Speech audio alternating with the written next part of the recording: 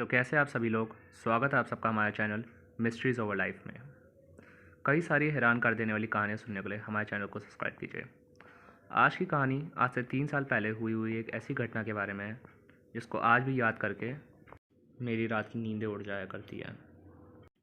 आज से 3 साल पहले मैं और मेरा बड़ा भाई रात के 10 बजे किसी ज़रूरी काम की वजह से रात को ही पंजाब के लिए अपनी बाइक पर निकल लिए थे।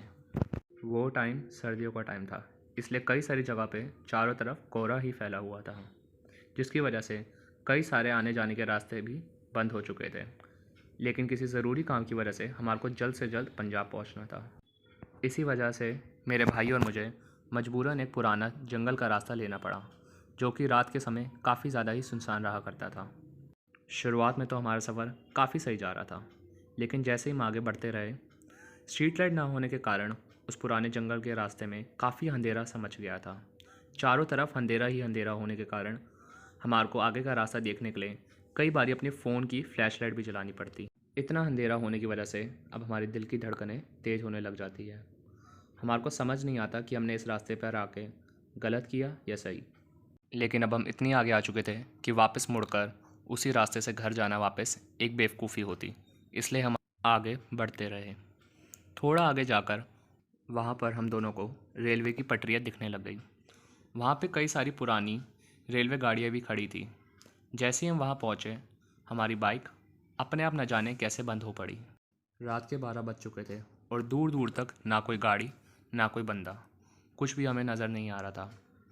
ऐसे में हम क्या करते हमारे को कुछ समझ नहीं आ रहा था। फिर हमने सोचा कि क्यों ना बाइक को धक्के लगाकर खुद ही सबसे पहले इस वीराना जंगल से निकला जाए।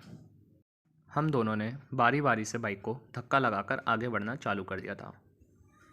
थोड़ा सा आगे जाते ही मेरा बड़ा भाई एक जगह पर रुककर टक से उस वीराना जंगल के ओर देखने लग जाता है। उस वक्त मुझे कुछ भी समझ नहीं आ रहा था कि न जाने क्यों मेरा बड़ा भाई जंगल की ओर टक से देखा जा रहा है। हमें तो यहाँ से निकलना चाहिए। ये सब देख मेरी घबराहट और बढ़ने लग गई।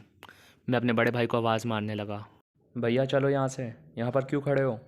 भैया चलो चलो भैया, यहाँ पे खड़े रहना खतरे से खाली नहीं है। ये सब देखकर मेरी घबराहट अब पल पल बढ़ने लगी थी। मुझे समझ नहीं आ रहा था कि इतनी रात को अकेले मैं क्या करूं। भैया को कितनी भी आवाज़ें मार लो, कितना भी हिला लो, लेकिन वो टक से उस जंगल की तरफ ही देखे जा रहे, जैसे कि उनको कुछ होश ही ना हो। अपने घर वालों और अपने दोस्तों को भी फ़ोन लगाने की मैंने बहुत सी कोशिशें करी, लेकिन वो सब नाकामयाब रही, क्योंकि जंगल के बीचों बीच फ़ोन मिलना नामुमकिन था, क्योंकि दूर दूर तक यहाँ पे कोई भी सिग्नल टावर नहीं था। मैंने दूर से एक लंबे से आदमी को हमारी ओर आते देखा। वो आदमी धीरे धीरे अपने कदम बढ़ा के हमारी ओर आया जा रहा। चारों तरफ सन्नाटा था। मेरे डर के मारे बुरा हाल था उस वक्त। मैं अपने भाई को होश में लाने की कोशिश कर करके अब तो थक चुका था। रात के करीबन 1 बज चुके थे। ऐसे में एक अनजान आदमी का हमारी तरफ बढ़ते देख भी खतरे से खाली नहीं था। न जाने वो कौन था। वो आदमी मेरी तरफ कदम बढ़ाए आ ही रहा था कि एकदम से वो आदमी रुककर मेरी तरफ टक से घूरने लगा। ये सब देखकर मेरी घबराहट और बढ़ने लगी। डर के मारे अपने बड़े भाई को होश में लाने के लिए मैंने उसी वक्त अपने बड़े भाई को एक ज़ोर का धक्का मारा, जिसकी वजह से वो गिर गए और उसी टाइम वो होश में आ गए। अब जैसे ही मेरा बड़ा भाई होश में आया, मैं अपने बड़े भाई को चिल्लाकर बोला, भैया यहाँ से जल्दी चलो, यहाँ पे रहना खतरे से खाली नहीं है। जो आदमी हमारे को दूर से देखा जा रहा था, अब वो हमारी तरफ फिर से बढ़ने लगा था। ये सब देखकर हम दोनों बहुत घबरा गए। हम दोनों ने फिर से बाइक को स्टार्ट करने की कोशिश करी और ना जाने कैसे हमारी बाइक स्टार्ट हो गई। हमने बिना वक्त गवाए अपनी बाइक पर बैठे और उसी वक्त वहाँ से चल पड़े। बाकी पूरे बचे हुए जंगल के रास्ते में हम दोनों भाई सिर्फ यही उम्मीद करते रहे कि अब और कोई मुसीबत ना आए और ये बाइक हमारे को जल्द से जल्द इस जंगल से बाहर पहुँचा दे। थोड़ी देर बाद हम उस जंगल से बाहर निकल गए। मुझे आज तक ये बात पता नहीं चली कि उस जंगल में इतनी रात गए वो अनजान आदमी था कौन और वो हमारी तरफ क्यों घूरे जा रहा था।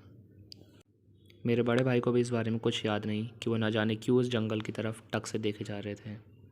उन्हें इस बारे में कुछ होश नहीं कि क्या हुआ था उस वक्त उनके साथ। मानो उन पे किसी ने कोई जादू कर दिया हो। इस हादसे के बाद हम दोनों भाइयों ने कभी भी अपनी ज़िंदगी में रात के समय ट्रैवल नहीं करा। आज भी अगर रास्ते में कोई भी सुनसान रास्ता दिख जाए तो हमारे को खौफनाक मंज़र याद आ जाता है और आज भी उस रात को याद करते हुए हमारी रातों की नींदें उड़ जाया करती है। सो दोस्तों, आज के लिए सिर्फ इतना ही। अगर आपको हमारी स्टोरी पसंद आई हो so make sure like our video, और ऐसी हैरान कर देने वाली और खौफनाक कहानियाँ सुनने के लिए हमारे चैनल को सब्सक्राइब कीजिए। Mysteries over life. मिलते हैं अगली वीडियो में, तब तक के लिए अलविदा।